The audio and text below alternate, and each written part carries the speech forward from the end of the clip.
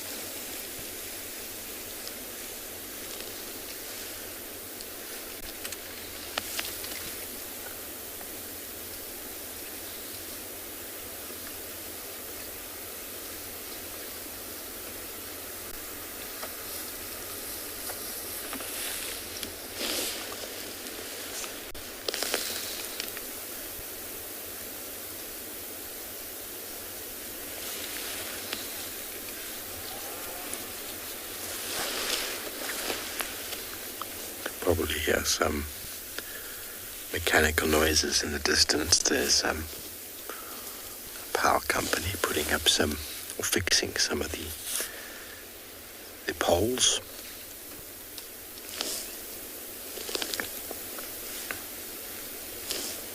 Let me move up. We're going to get this female in front of us. Everyone, I could spend the whole day with elephants indeed. Very, very special animals. Oh, hello, little Nunu. Oh, don't run away, Nunu.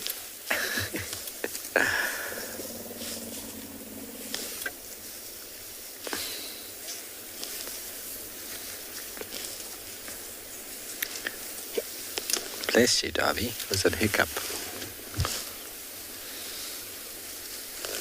Nice big girl there.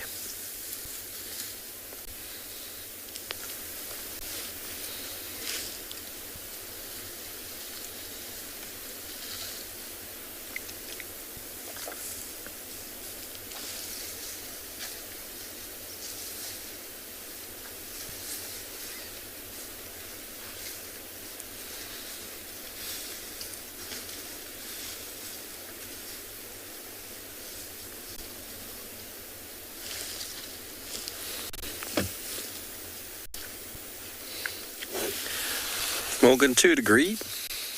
Depends on the time of year. Around water, when water's scarce, elephants don't normally tolerate anybody. But they have a bubble around them that some days allow animals to get closer, and other days they have no tolerance at all for them. They're big, they're powerful, and they can chase anybody away. Here in the road, we've got our female from earlier.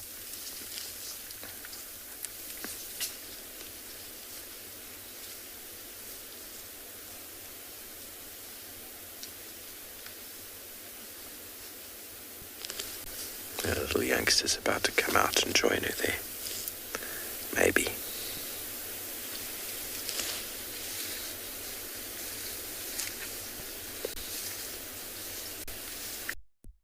Christopher, their skin's pretty... He's too cool. He's hanging at the back, showing us how big and strong he is. Feeding on the silver cluster leaf.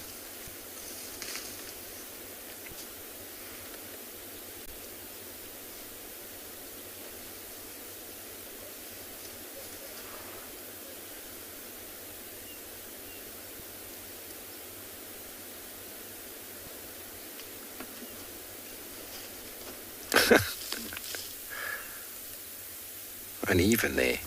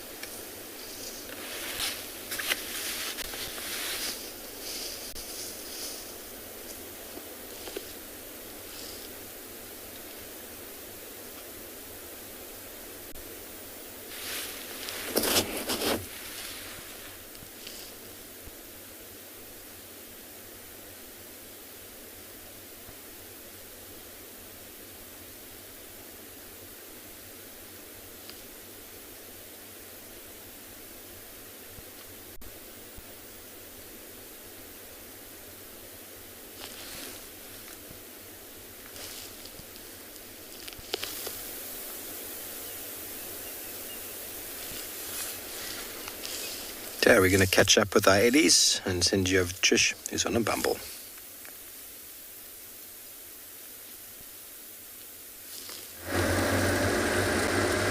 Now I'm trying to catch up with an impala herd that I see a little further on that side of the clearings here. So we're going to take this right and see if we can catch up with them.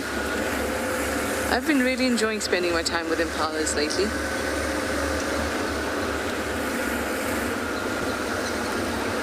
They have been entertaining, to say the least.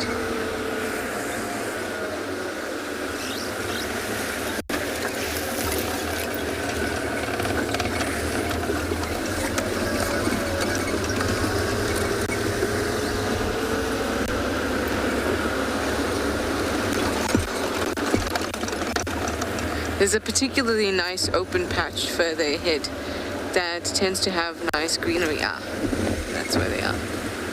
Oh, let's say hi to you first, please, little squirrel. Hopefully it'll pop back up. Oh, there we go.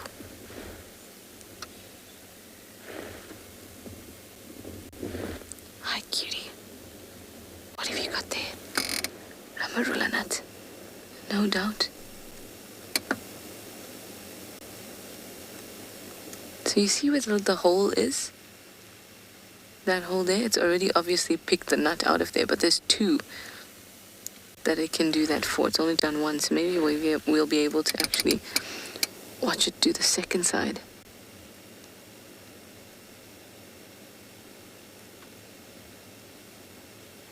It's at the right spot. I think it's already gotten in. Oh yes, definitely having a great time there with that marula nut. These nuts are a delicacy, not just for squirrels. That was so cute. But for humans too. Yes, we are human. Apparently they're very, very tasty. But it's so difficult to get those nuts out of the seed. But squirrels obviously are able to. I see a mischief maker just out in front on that log.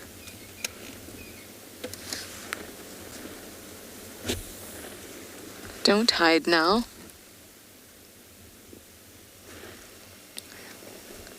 It's a vervet monkey. Somewhere, oh, there we go, at the top. There we go.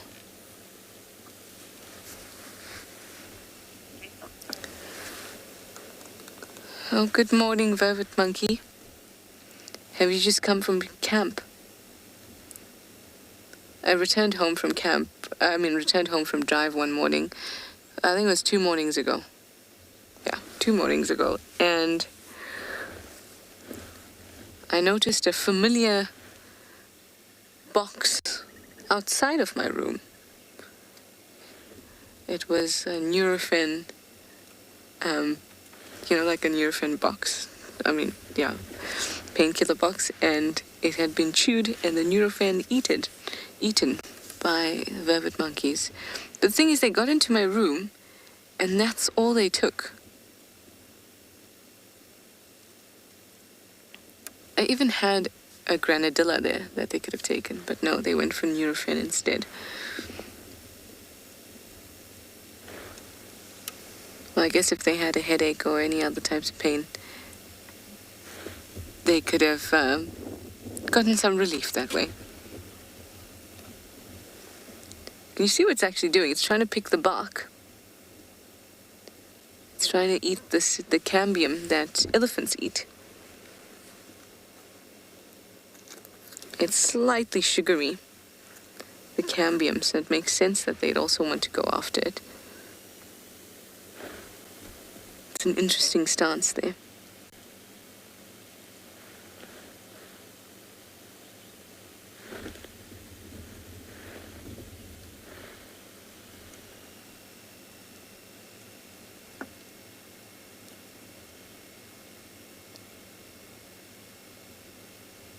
What also you see on many trees is sap. Hi, Bernie Lulu. You'd like to know what's the difference between monkeys and baboons? Baboons are also monkeys. Monkey is a broad group. So if you want to identify a monkey, it usually has a tail. That's an easy way to identify it. So a baboon is a type of monkey. It's not a separate category on its own. Whereas if you want to separate monkeys and apes, those are two different things. But baboons are monkeys, not apes. Apes don't have tails. Or at least that's an easy way to tell them apart. There's lots of other differences, but they don't have tails.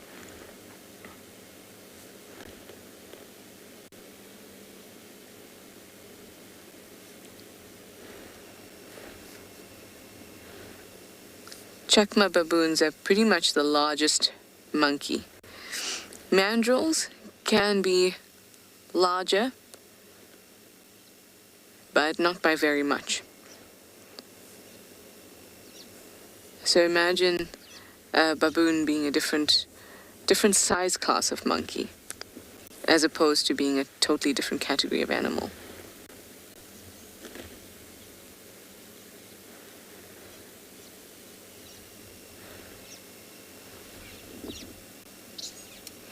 How cool, you can see the impala walked in the background there as well.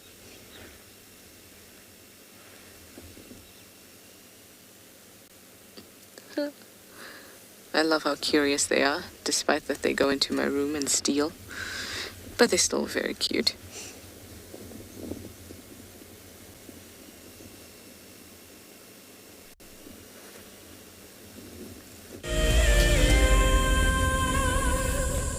Do you dream of an African holiday in unparalleled luxury? Where your days are spent in the company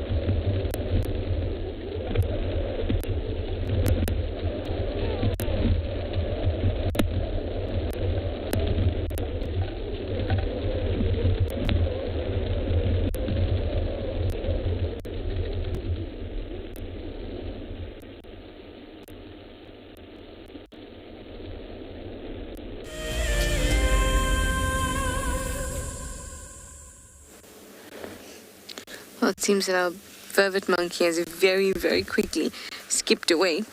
But what we'll do is we'll try and reposition, see if we'll be able to see any others, because they're usually in a troop, it's not just one roaming around, so there must be others.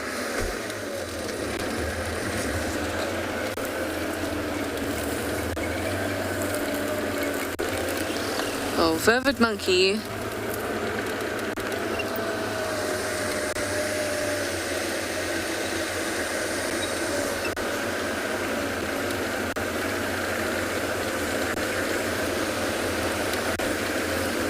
I'll keep an eye out for them.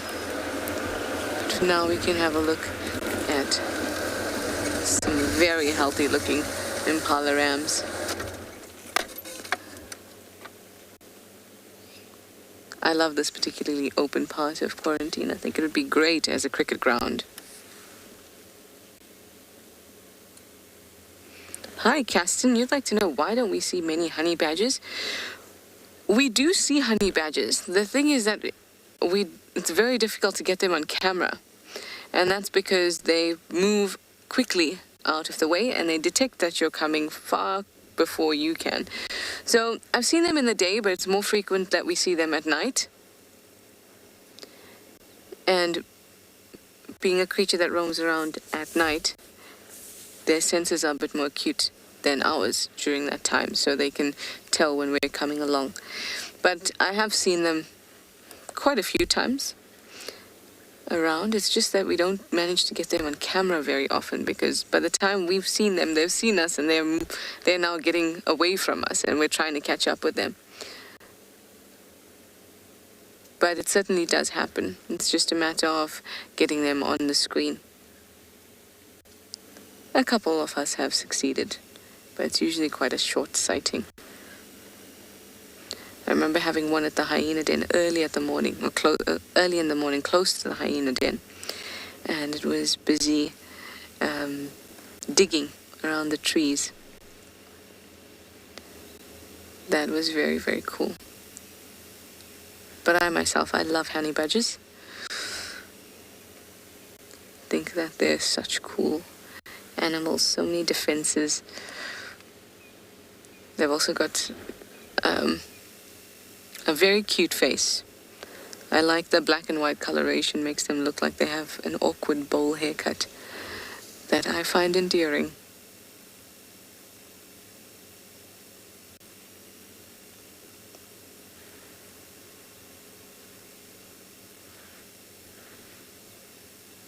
Oh, look how nice that is. I love when they move together tightly and their horns are all, on a similar plane.